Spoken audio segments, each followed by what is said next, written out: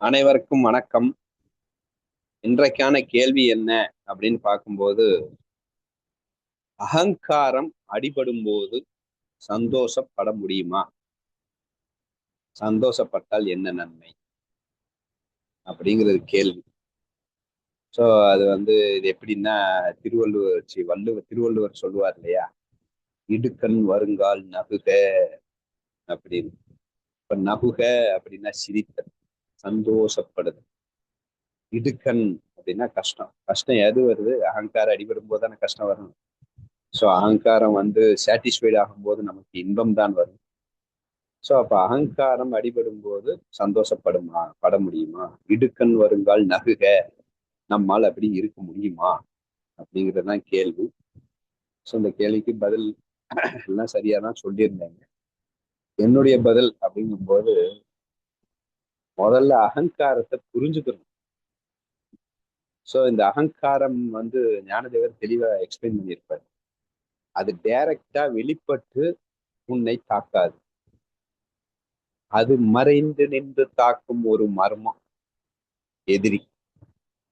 அதுக்கு அவர் சொன்ன எக்ஸாம்பிள் என்னன்னா, சிறு குழந்தைகளிடத்தில் அந்த இளமை பருவம் மறைந்திருப்பது போல, கட்டையினில் நெருப்பு மறைந்திருப்பது போல.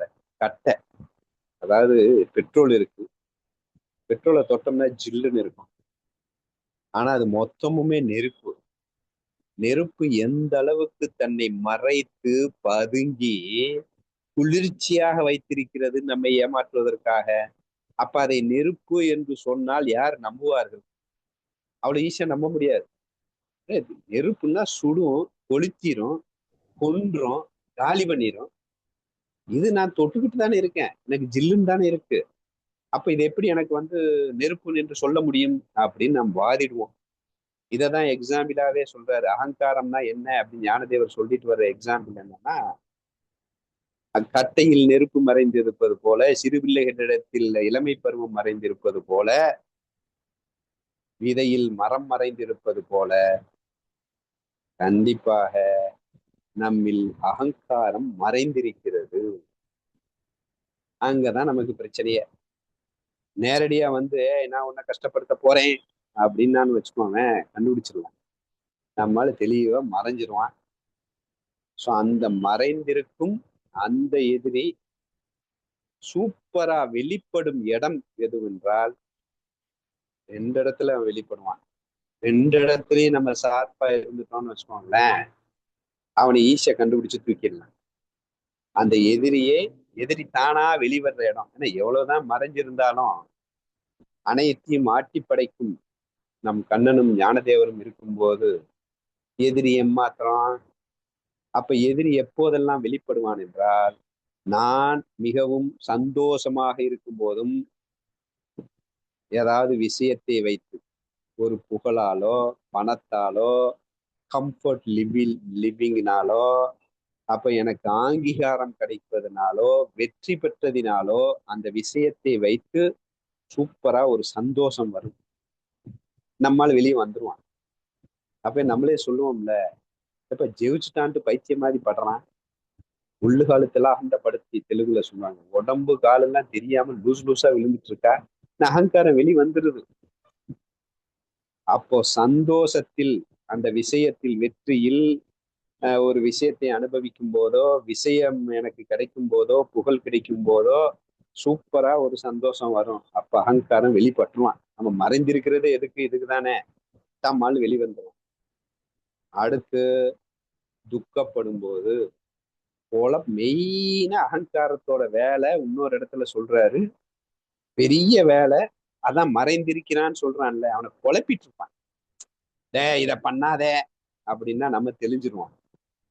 இத பண்ணும் அப்படின்னா நிம்மதியா அகங்காரத்தோடு ஒன்றுபட்டு சேர்ந்து பண்ணிட்டு நிம்மதியா இருந்துடலாம். ஆனா இவன் என்ன பண்ணுவான்னா, பண்ணும் பண்ணாதே. அந்த தொழுக்கட்டையில் வைத்து ஒருவனை அடித்து சாகவும் விடாம, வாழவும் விடாம ஒருவனை துன்புறுத்தி கொண்டிருப்பது இந்த அகங்காரம். சோ அப்ப என்ன பண்றான்? உனக்கு நல்லது சொல்லுவான், அந்த சைடு கெட்டது சொல்லுவான். இவனை நல்லது சொல்றான்னு நம்பவா, இல்ல கெட்டது சொல்றான்னு விடவா முடியாம, இங்கிட்டும் அங்கிட்டும் போக முடியாம ஒரு குழப்பம் ஏற்படும் போது முன்னாடி வந்து நிக்கிறான்னு அர்த்தம். குழப்பத்தில் அகங்காரம் முதன்மையாக இருக்கிறது. அடுத்து எப்பயும் போல தோல்வியில, இகழ்ல, துன்பப்படும் போது, தான் நினைத்தது நடக்காத போது, தான் எதிர்பார்த்தது நடக்காத போது, தனக்கு அங்கீகாரம் கிடைக்காத போது நம்மால் வெளிவந்துருவான். அது வருத்தமாக, கோபமாக, வெறுப்பாக, தன் நிதானத்தை இழந்து மேலோங்கி வந்து நிற்பான். அப்ப இந்த 2 இடத்துலதான் அவன் வெளிப்படுறான். சோ அந்த வெளிப்படும் போது இவன் தான் அகங்காரம் என்று நாம் கண்டுபிடித்துக் கொள்ள வேண்டும். அவனை கண்டுபிடிச்சிட்டோம்னா நமக்கு தெளிவா இருக்குன்னா அவன் தான் பெரிய வைரஸ். நம்ம இது நாள் வரைக்கும் சந்தோஷப்பட விடாமல் துன்புறுத்தி கொண்டிருந்தவன் அப்படின்னு நம்ம கண்டுபிடிச்சிடலாம். அப்படி கண்டுபிடிச்சாச்சு. அத முழுமையா சூப்பரா ஒரு அறிவு எனக்கு வந்துருச்சு. இவன் தான் அகங்காரம். இவன் எப்போதும் என்னை மறைந்திருந்து ஏமாற்றி வாழவும் விடாமல் சாகவும் விடாமல் ஒரு உச்சபட்ச துக்கத்தில் என்னை வைத்துக் கொண்டிருக்கும் ஒரு மோசமான ஒரு வியாதி வைரஸ் அப்படின்னு கண்டுபிடிச்சிட்டோம்னா இந்த புரிதல் வந்துருச்சுன்னா சூப்பரா அவனோட விளையாடலாம். 2வது புரிதல் என்னன்னா இந்த அகங்காரத்துக்கும் எனக்கும் சம்பந்தம் இல்லை. ஏன்னா நான் தெளிவா இருக்கேன். நான் ஞானேஸ்வரியை படிச்சுட்டு இருக்கேன். என் குருவுக்கு நான் சிஷ்யனாக இருக்கின்றேன். விருப்பு வெறுப்பு இல்லாமல் இருக்க வேண்டும் என்று நினைக்கின்றேன். சமநிலையில் இருக்க வேண்டும் என்று நினைக்கின்றேன். அனைத்தும் மாயை என்று புரிந்து கொண்டேன். எங்கும் பரபிரமே நிறைந்திருக்கிறது என்பதை உணர்கிறேன். அப்ப இதெல்லாம் எதுல வருது? இதுதான் நான். இந்த கான்சியஸ் மைண்ட்ல நான் தெளிவா இருக்கேன். நம்மால சப்கான்சியஸ்ல மறைஞ்சிருக்கான். அவன் சும்மா இல்லாம இன்சிடென்ட் நடக்க நடக்க இந்த இந்த எனக்கு என்னை மறைத்து என்னை கீழே தள்ளி என் மேல் ஏறி தாண்டவம் ஆடுகின்றான் அவன். அப்ப இந்த நாலேஜ் எல்லாம் பேடாகி அவன் வந்து ஐயோ அம்மா போச்சே ஆச்சே போச்சேன்ட்டு ஒரு துக்கத்தையும் கொண்டு வருவான், சந்தோஷத்தையும் கொண்டு வந்து வீழ்த்திடுவான். ஏன்னா 2 மாறி மாறி இருக்கணும். துக்கமே கொண்டு வந்துட்டானா போட நாயன்னு அனுப்பிச்சிடுவான் அவனை. ஒருவேளை சுகத்தையும் ஒருவேளை துக்கத்தையும் மாறி மாறி கொடுத்து ஜனங்களை ஏமாற்றி கொண்டிருக்கிறது. ஞானதேவர் சொல்றார். ஒரேடியா சுகம் கிடைச்சாலும் தெளிஞ்சிருவான், ஒரேடியா துக்கம் கொடுத்தாலும் தெளிஞ்சிருவான். இவனை தெளிய விடாம பண்ணோம்னா சுகத்தையும் தரணும் துக்கத்தையும் தரணும், மாறி மாறி நம்ம வந்து அந்த பண்ணிட்டே இருந்தோம்னா சுகம் தரும். சிறு குழந்தைய வளர்ப்பாங்க, தாய் வந்து அப்படி ஒரு அடிமையா இருப்பா குழந்தைகிட்ட. ஏன்? அது எல்லா வகையிலும் கமிட்மெண்ட்ல கஷ்டத்தை கொடுக்கும், அதே சமயம் சுகத்தை கொடுத்துரும். அம்மா அப்படின்னு அப்படியே அப்படியே பாசத்தை காட்டி நீ தான் எனக்குன்னு ஒரு சரண்டர்ல வரும்போது நம்மால் காலி. அதுக்கு அடிக்ட் ஆயிடுவான். அப்புறம் வர்ற கஷ்டத்தெல்லாம் ஏத்துக்கிற வேண்டியதான். அப்போ ஒரு கஷ்டத்தை எவ்வளவுதான் கஷ்டம் வந்தாலும் ஒரு சுகம் வருது இல்ல அப்படிங்கிறதுல நம்ம வண்டி அதுலயே அட்டாச் ஆகி ஓடிக்கொண்டிருக்கிறது. அப்ப இது முழுசா நம்ம புரிஞ்சுக்கிட்டோம்னு வச்சுக்கோங்க. சோ இந்த அகங்காரம் என்பது நான் அல்ல. நான் தெளிவா இருக்கிறேன். நான் வந்து கான்சியஸ்ல இதுதான் ஞானம், இதுதான் பக்தி, இதுதான் என்னுடைய சுதர்மம், இதுதான் நான் சரண்டர்ல போகணும், எனக்கு வேற எதுவும் தேவையில்லை, அனைத்தும் சமமே என்று தெளிவாக புரிந்து கொண்டு நான் இருக்கிறேன். இதை அடிச்சு தூக்குறது யாரு? இந்த அகங்காரம்.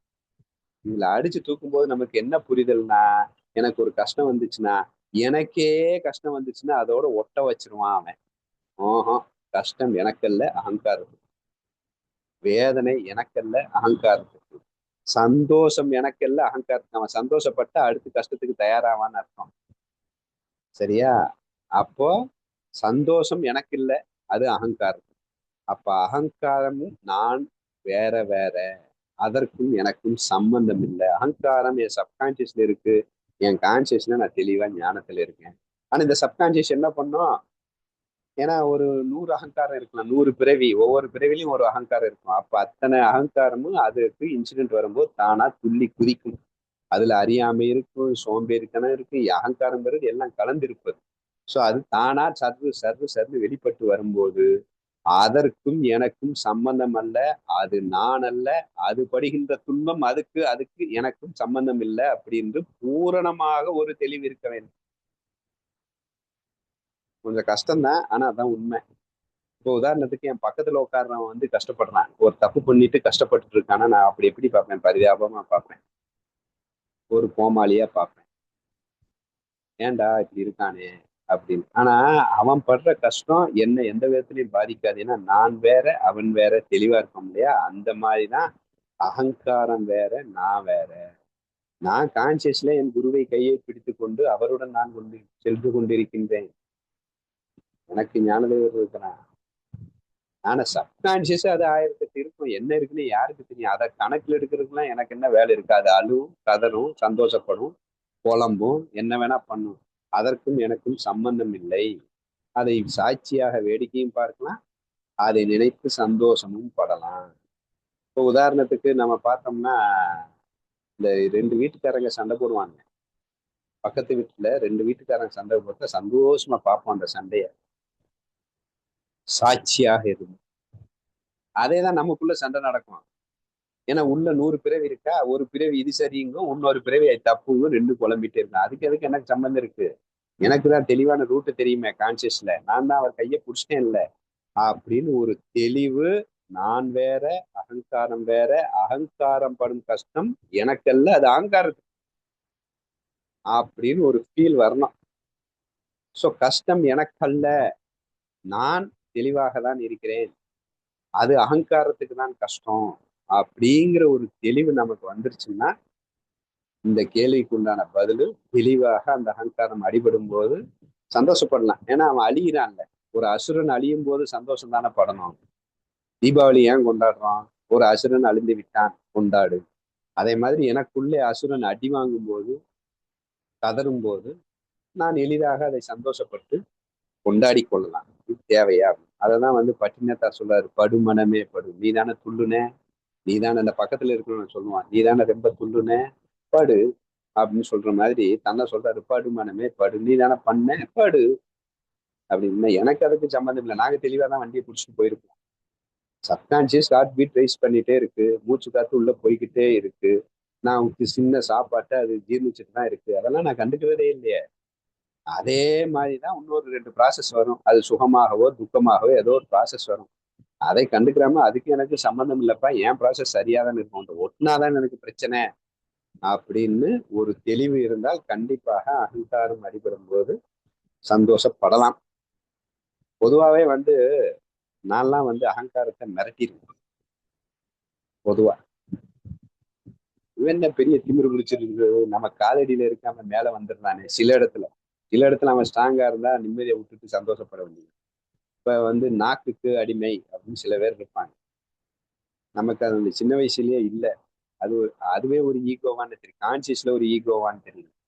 வாயில வச்ச உடனே பிடிக்கல, ஒரு மாதிரி குமட்டல் வருது, இது வேண்டாம் அப்படின்னு நாக்கு சொல்லிருச்சுன்னா கோவம் வந்துடும். இவன் யார் சொல்றது வேண்டான்ட்டு? டேய், போட்டா சாப்பிடணும், நீ யார் சொல்றது வேண்டாம்? இன்னொன்னு எடு, வை நாக்குல, ரொம்ப நேரம் நாக்குல வை, நாக்கு தடுமாறும், கதறும், கதறு கதறு அப்படின்னு சொல்லிட்டு அந்த பிடிக்காத அந்த கசப்பான உணவை நாக்குல வச்சு அது கதறத ரசிக்கணும். ஏன்னா அது கதறும் போது நான் மேல போறேன். ஏன்னா அதை நான்ல கதற வச்சிட்டு இருக்கேன், அகங்காரத்தை அப்படின்னு சொல்லும்போது அந்த நாக்கு விஷயத்துல பொதுவா நான் இருப்பேன். மற்ற ஸ்பர்ச விஷயத்துல இருக்கேன்னா தெரியாது. ஒரு ஒரு பெரிய இந்த ஸ்பர்சத்துக்கு காய்ச்சல் ஈச்சல் வந்துச்சுன்னா கதறு அப்படின்லாம் சொல்றது இல்லை. பொதுவா நாக்கு விஷயத்துல அந்த விஷயம் வந்து இயற்கையிலே இருக்கு. அதுக்கு அடுத்து பார்த்தோம்னா இப்பெல்லாம் வந்து பார்த்தோம்னா நமக்கு வந்து அந்த சப்கான்சியஸ் தெளிவா இருக்கு. இப்ப கூட வாரிக்கு போறேன் அப்படின்னா, இந்த வாரிக்கு போனா காலையில டென்ட் கலட்டுறது நம்ம வேலை. ஏன்னா ஆம்பளைங்க தான் அதை பண்ணணும். அதுல இருக்கிறது 4-5 பேரு, என் ஹெல்ப் தேவை. இவன் என்ன பண்ணுவான், காலையில எந்திரிச்ச உடனே இந்த டூ பாத்ரூம் வர்றதுக்கு தயாராகும். சரி, டூ பாத்ரூம் வர்றது தயாராகிறானே அப்படின்ட்டு நைட் 12 மணிக்கு 1 மணிக்கே லைட்டா உன்னிக்கிருக்கு போகும்போதே வருதா அப்படின்னு யோசிச்சுட்டு இருந்துட்டு வந்துடலாம் அப்படின்னா அப்ப வர்றதில்லை. சரி அப்படின்னு சொன்னோம்னா எந்திரிக்கும் போது லைட்டா தான் இருக்கும். சரி, இந்த டென்ட் எல்லாம் கழட்டிட்டு போயிடலாம் அப்படின்னு நினைச்சோம்னா இந்த டென்ட் எல்லாம் கலெக்ட வரைக்கும் நம்மளுக்கு காத்தான் இருப்பான். கழட்டியாச்சு, பாட்டில் அடிச்சாச்சு. எடுத்த உடனே ரைட்டு, பாட்டில் எடுத்துட்டாரு, அப்ப நம்ம வெளியே போற நேரம் வந்துச்சு அப்படின்ட்டு அவன் ஆட்டி படைக்க வருவான். அப்படிதான் ஒரு நாள் வந்தது. பொதுவா வரும். பாட்டில் எடுத்துட்டு போயாச்சு, போய் உட்கார்ற இடம் வந்துருச்சு. எல்லாம் டவுசரு பேண்ட் எல்லாம் கழட்டணும்ல. அதுக்குள்ள அப்பெல்லாம் சொல்லுவேன், ஹலோ, உன் அரட்டல் மிரட்டுக்கெல்லாம் நாங்க பயப்பட மாட்டோம். தர தர இருந்துட்டேன்னா பேண்ட்ஸ்ல நீ தான் போவேன், நான் அப்படியே போயிருவேன். எல்லாம் சிரிப்பான், ஒன்ன பார்த்து என்ன பார்த்து இல்லை. என்ன பேண்ட்லயே இருந்துட்டேங்க அப்படின்னு என்ன பார்த்து சொல்லல, என் அகங்காரத்தை பார்த்து சொல்றான். சிரி, கேவலப்படு, கதறு. நீ என் மேல பழிய போட்டு தப்பிச்சுலாம் மறைஞ்சு போடலாம்னு நினைக்காத. நான் உன்கிட்ட ஒட்ட மாட்டேன் ராசா. இருந்துக்கோ, எப்ப என்ன வெளியே வர போறியா, பேண்ட்ல இருக்க போறியா, இருந்துக்கோ. அப்படியே போயிருவேன் பேண்ட்டை கழுவாம. அப்ப எல்லாரும் குரூப்ல சிரிப்பான், மொத்த வாரியும் உன்னை பார்த்து சிரிக்கும், நான் சந்தோஷப்படுவேன். நீ தானே இருந்த, நான் தெளிவா தானே இருக்கிறேன் அப்படின்னு சொன்ன உடனே நம்மாலு என்ன, சரி சரி அப்படின்ட்டு கொஞ்சம் அடங்குவான்.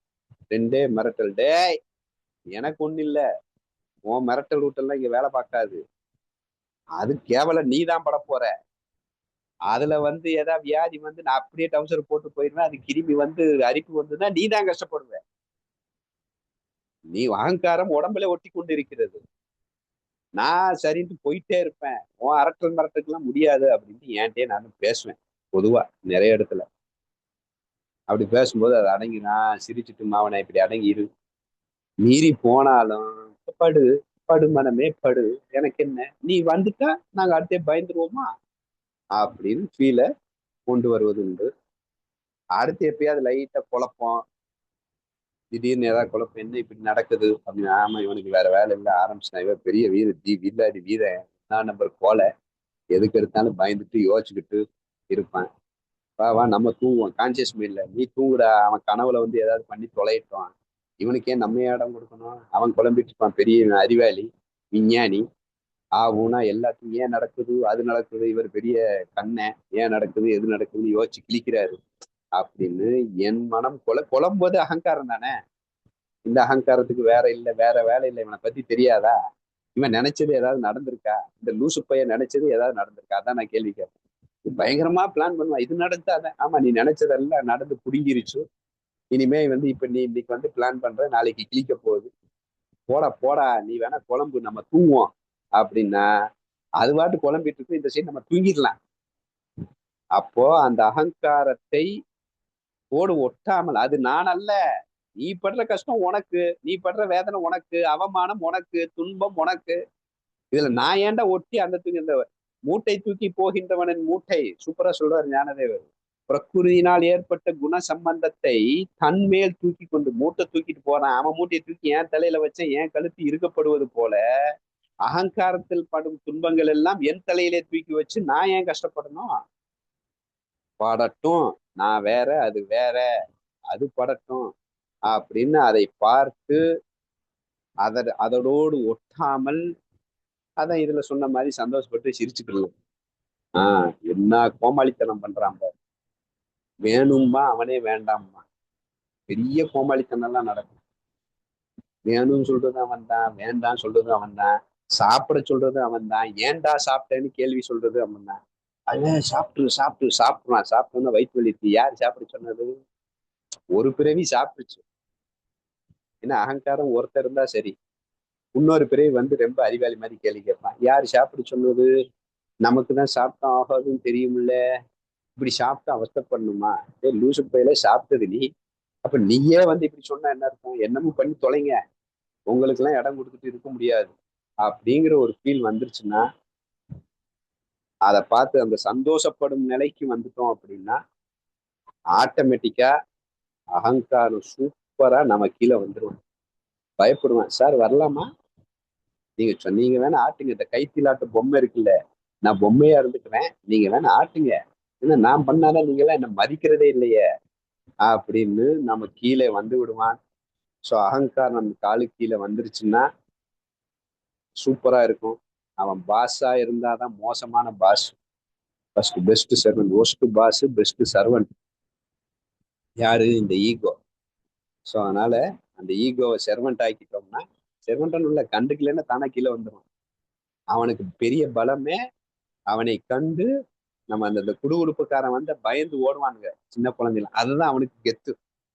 ஸோ அந்த மாதிரி பயப்படாம நின்று பார்த்துட்டோம் அப்படின்னா ஆட்டோமேட்டிக்கா போயிடலாம். இது இப்ப கூட ஒரு வீடியோ பார்த்தேன், சூப்பரா சொல்றான். புலி பதுங்கி பதுங்கி ஒரு காட்டுப்பன்றியிடம் வந்து விடுகிறது. புலி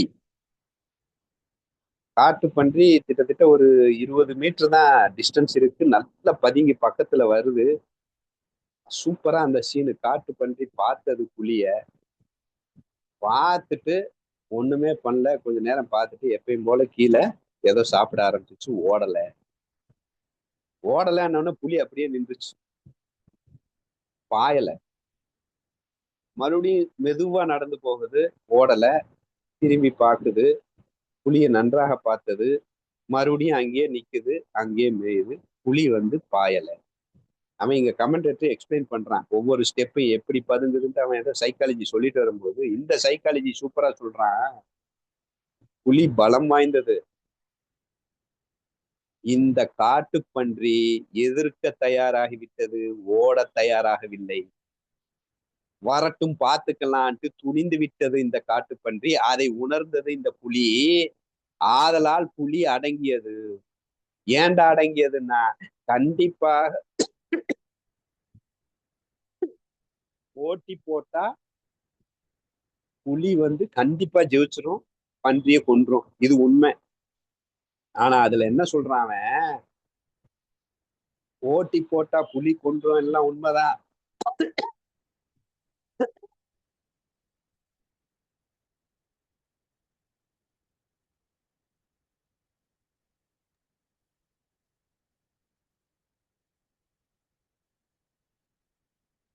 போட்டி போட்டா புலி கண்டிப்பாக காட்டு பன்றியை கொன்றுவிடும், அது உண்மைன்னு சொல்லிட்டு. ஆனா ஏன்டா புலி வந்து தாக்கல அப்படின்னா, பன்றி மிக துணிவாக எதிர்க்க தயாராகி விட்டது அல்லவா. அது துணிஞ்சிருக்குல்ல, அதுக்கு ஒரு பலம் கூடியிருது. புலியோட சண்டை போட தயாராகி விட்டது. தன் கொம்புகளால் பற்களால் கண்டிப்பாக புலிக்கு ஒரு டேமேஜ் ஏற்படுத்திடும். அந்த டேமேஜ் நாள் புலி கஷ்டப்படும், அடுத்து வேட்டையாடுவதற்கே சிரமமாகிவிடும். அதனால டேமேஜ் இல்லாம வேட்டை, அவர் பயந்து ஓடிக்கிட்டே இருந்தா ரொம்ப அட்வான்டேஜ். அது தன்னை எதிர்க்கவே எதிர்க்காது, பாயிரும், கடிக்கிறோம், அடங்கிருச்சு, சாப்பிடலாம். இது எதிர்க்க தயாராச்சு, சண்டை போடணும். சண்டை போடும்போது எனக்கு ஏதோ ஒரு டேமேஜ் ஏற்படும். அந்த டேமேஜ் அடுத்த சில நாட்களுக்கு என்னால் நார்மல் லைஃபை லீட் பண்ண முடியாது. அதனால புலி தெளிவா அடங்கிருச்சு. நம்ம ஆளுங்க புலிக்கு இருக்கிற அறிவு கூட இல்லை, தெளிவா அடங்கிருச்சு. ஒரு விஷயம் நான் ஜெயிச்சிருவேன்னு தெரிஞ்சாலும் அதுல சைடு எஃபெக்ட் இருக்கு அப்படின்னா வேண்டாம், புலி ஒதுங்கிடு. நம்மளால சைடு எஃபெக்ட் இருந்தா என்ன, இந்த அகங்காரம் பண்ற வேலை. இதுக்கு என்ன சொல்றேன் அப்படின்னா, நான் வந்து அந்த அகங்காரத்தை தெளிவாக, நான் வேற நீ வேற போடா அப்படின்னு சொல்லிட்டோம்னா, அந்த புலி பதுங்கி அடங்கி ஒடுங்குற மாதிரி அகங்காரம் அடங்கி ஒடுங்கி நமக்கு சர்வெண்ட் ஆகி விடுவான். அப்படிங்கிறதான் உண்மை. நீங்க ஒரு சின்ன சின்ன விஷயத்துல எடுத்துக்கிட்டா போதும், நீங்க பெரிய அகங்காரத்துல வேண்டாம், சிறு சிறு சிறு சின்ன விஷயம். இன்னைக்கு நல்ல பசிக்கல, திடீர்னு எனக்கு பிடிச்ச ஏதோ ஒரு ஸ்நாக்ஸ் வருது, வேண்டாண்டா சாப்பிடாதடா, சாப்பிட்டா நீ தான் அவஸ்தைப்படுவ, நீ சாப்பிட்டுக்கோ, ஐ கான்ட் என்ஜாய், சாப்பிட்டு நீ அவஸ்தைப்படுவ, அடிக்ட் ஆகி நீ அவஸ்தைப்படுவ அப்படின்னு சொல்லிட்டு அந்த சின்ன விஷயத்துல அகங்காரத்தோடு ஒட்டாமல் நான் இருக்க பழகினேன். நான் தெரியும் அகங்காரம் எந்த அளவுக்கு எனக்கு அடிமையாகி வருகிறது. அப்படி சொல் பேச்சு கேட்கிற சூப்பர் சர்வெண்ட், அவனை நமக்கு அவன் அவனுக்கு அடிமையாகி அவன் பாஸ் மாதிரி தலையில ஏறி உட்காந்து நம்மளை ஆட்டி படைச்சு நம்மளை கஷ்டப்படுத்துறான் அப்படிங்கிறத புரிஞ்சுக்கணும். ஸோ அவன் எந்த அளவுக்கு கண்டுகொள்ளாமல், அவனோடு ஒட்டாமல், அவன் செய்யும் சேட்டைகள், அவன் படும் வேதனையில் நான் சந்தோஷப்படப்பட அவன் அப்படியே அடங்கி சுருங்கி என் காலுக்கடியில் வந்து விடுவான். பின்பு அவனை வைத்தே நாம் சந்தோஷமாக இருக்கலாம் என்பதை புரிந்து கொள்ள வேண்டும். ஸோ இதுதான் என்னுடைய ஆன்சர்.